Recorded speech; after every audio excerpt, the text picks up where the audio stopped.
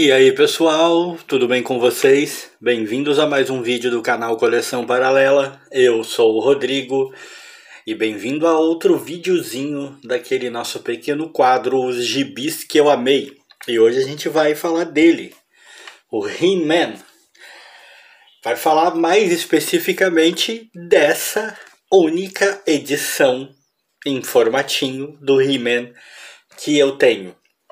E aqui nas minhas mãos está literalmente uma revista que só faz parte deste quadro, que só tem importância para mim, única e exclusivamente pelo contexto, pela maneira como ela veio parar em minhas mãos, porque a edição em si, né, a revista em si, não tem absolutamente nada demais.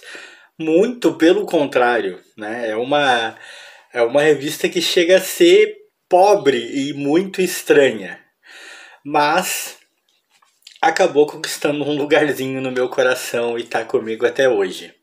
Essa aqui é a He-Man número 2 da editora Abril. Ela teve seu lançamento, eu nem me recordo, vamos ver se eu vejo aqui atrás. Em 86, em 14/2/1986.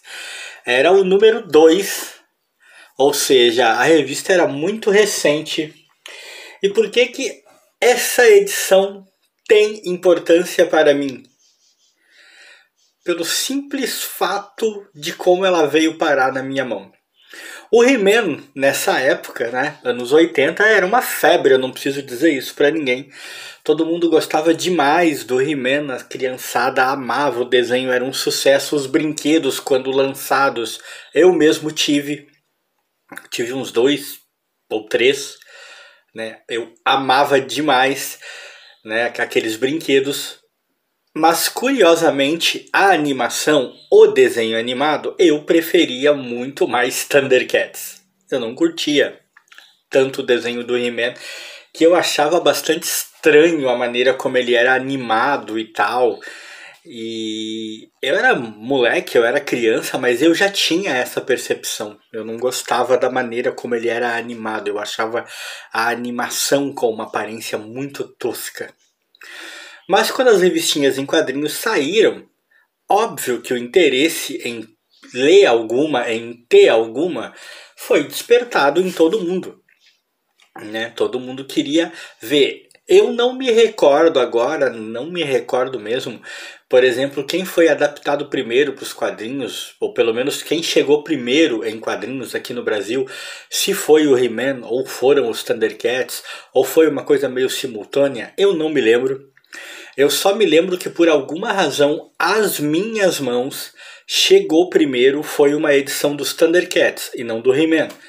A do He-Man não havia chegado às minhas mãos ainda quando eu consegui colocar as mãos em uma edição dos Thundercats.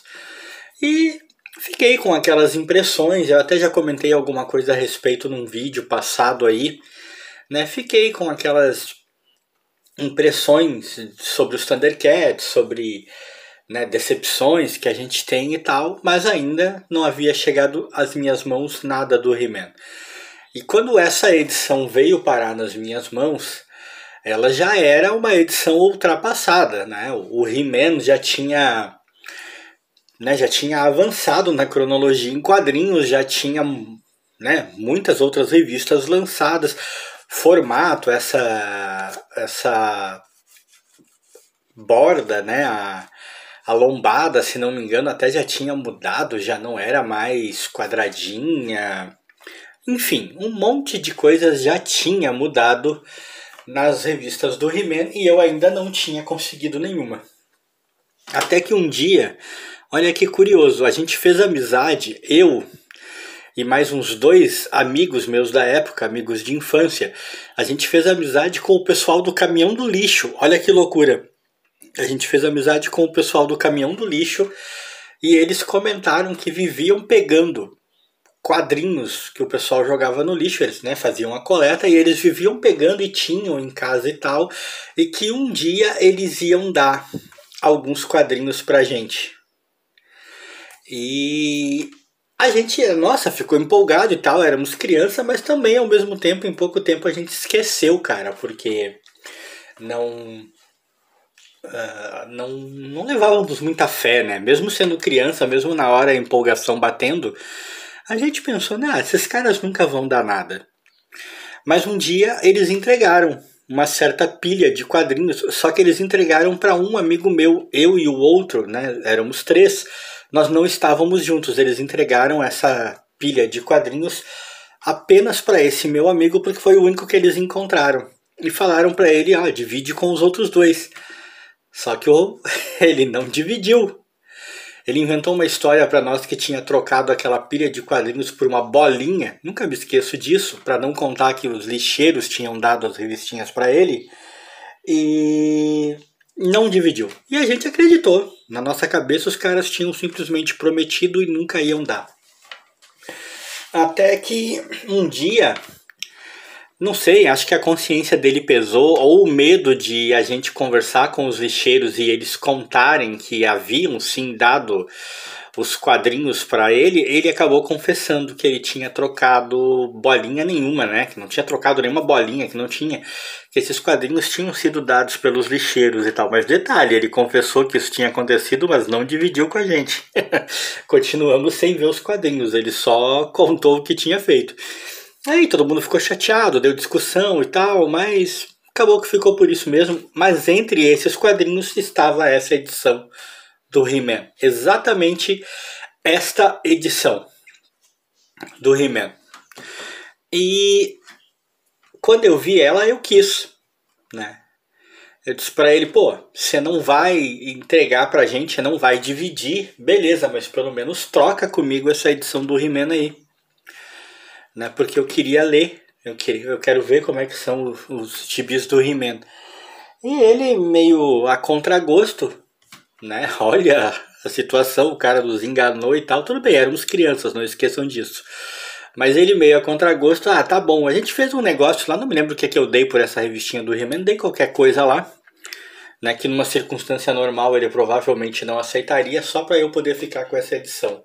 E aí eu fiquei com ela, cara, e finalmente pude ler um quadrinho do He-Man. E eu lembro que de cara a minha primeira impressão foi que era muito ruim o quadrinho. E até hoje isso não mudou em nada. A qualidade do roteiro, né, simplória ao extremo, me pareceu até mais infantil do que o desenho animado, se é que isso é possível.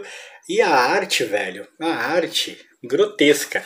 Colorização muito pobre, a Abril não se preocupou em fazer uma colorização decente, né? E essa arte, velho, sofrível, sofrível.